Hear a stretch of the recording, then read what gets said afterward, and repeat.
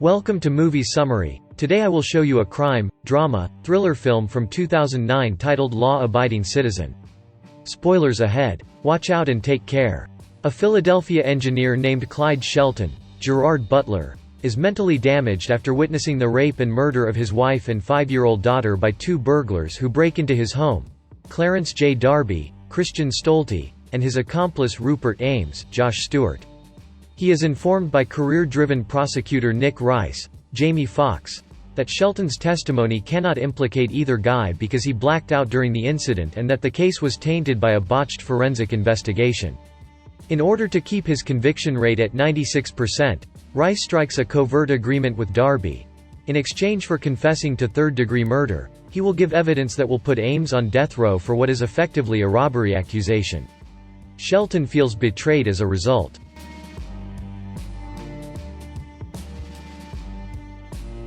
A decade afterwards, the deadly injection used to put Ames to death. He suffers excruciating pain as he passes away as a result of a chemical change. The initial evidence points to Darby, who receives a call from an unknown caller who informs him of the whereabouts of a pistol he can use to his advantage and warns him of coming police. He is told by the caller to come to him if he wishes to elude the cops. Darby discovers at the meeting spot that Shelton is the caller and his savior.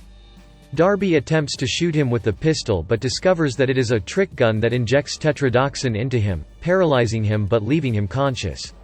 Shelton restrains Darby and makes preparations to extend his conscious state before slowly torturing and dismembering him while uttering the words Darby had spoken to him 10 years earlier, "You can't fight fate." Darby was later discovered in 25 pieces, and Rice and his crew believe Shelton is responsible after conducting an investigation. The following morning, when a local SWAT team breaks into Shelton's home to discover him waiting for them, he doesn't resist being taken into custody. Rice secretly congratulates him for expelling Darby from society in a jail interrogation room before requesting a confession. Rice grudgingly agrees to Shelton's offer of a complete confession in exchange for a plush mattress in his cell, who appears to be cooperative. Shelton uses esoteric legal precedents to argue against a motion to deny him bail at his hearing.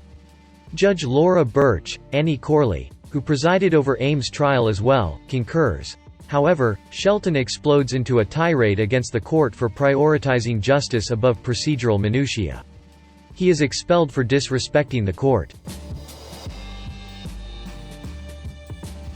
Shelton bargains to reveal the whereabouts of Bill Reynolds, Richard Portnow, Darby's attorney, who was reported missing 3 days earlier, in exchange for an expensive steak dinner from Del Frisco's to be delivered at precisely 1 p.m., along with his iPod, after receiving his mattress and delivering the confession, in which he confesses to killing Darby as well as to having changed the lethal injection chemical that made Ames' death agonizing. Multiple measures demanded by Warden Inger, Gregory Itzen, caused the food to reach Shelton's cell 8 minutes later than expected. Reynolds was barely minutes away from death when he was discovered by Rice and Detective Dunnigan, Cole Meany, buried alive. Inger's delay caused Reynolds to suffocate because his oxygen tank was timed to shut off at 1:15.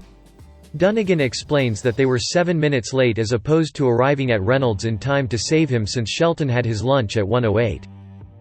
The steak dinner is consumed by Shelton and his cellmate, who had threatened to harm him if he didn't share. Then, using the steak T-bone as a knife, Shelton executes him. He is placed in a cell by himself.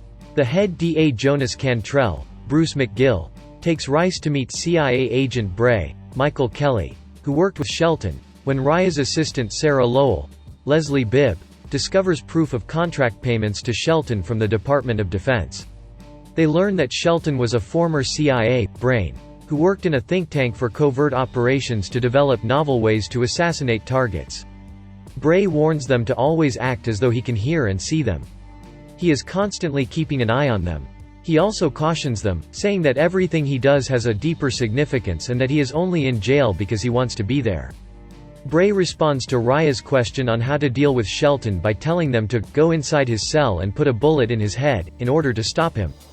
"If Clyde wants you dead, you're dead," he declares as he walks away. Judge Birch is persuaded by Rice and Cantrell to deny Shelton his civil rights and limit his visiting privileges. Judge Birch answers a cell phone a few minutes later, and it explodes, instantly killing her.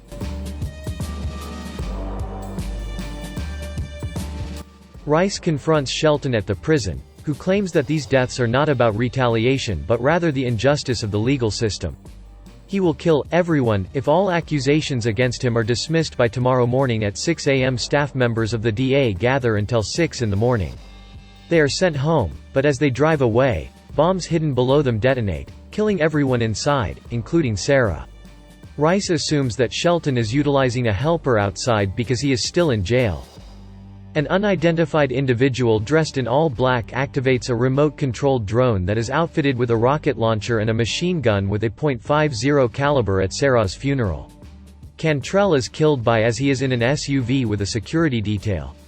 The stern mayor, Viola Davis, who is upset with Rice for failing to safeguard everyone, appoints Rice as acting district attorney.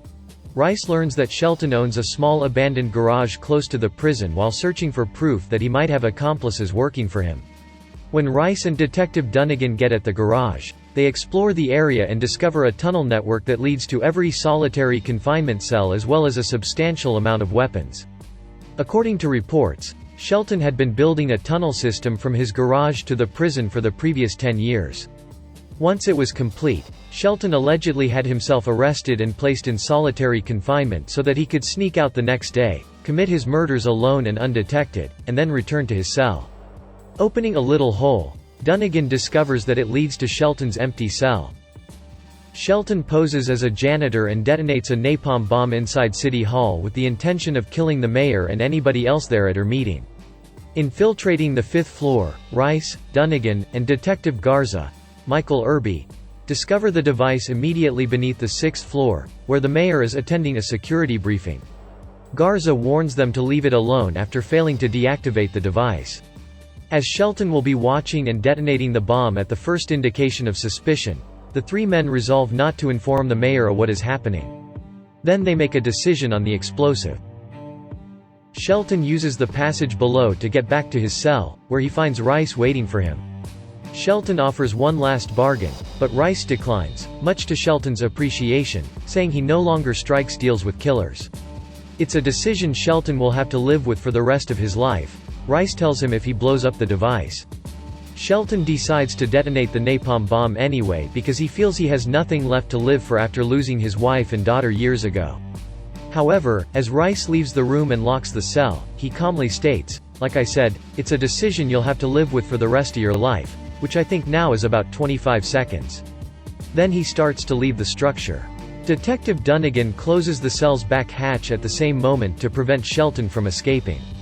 Shelton smiles and looks intently at a bracelet his daughter designed for him that reads, "Daddy," while realizing that the bomb was hidden under his cot. The final image of Shelton alive before the jail burst shows him staring up with a nearly contented face. The last scene shows Rice attending his own daughter's music recital, which he had earlier postponed because of work. Following the performance, the audience rises to applaud her,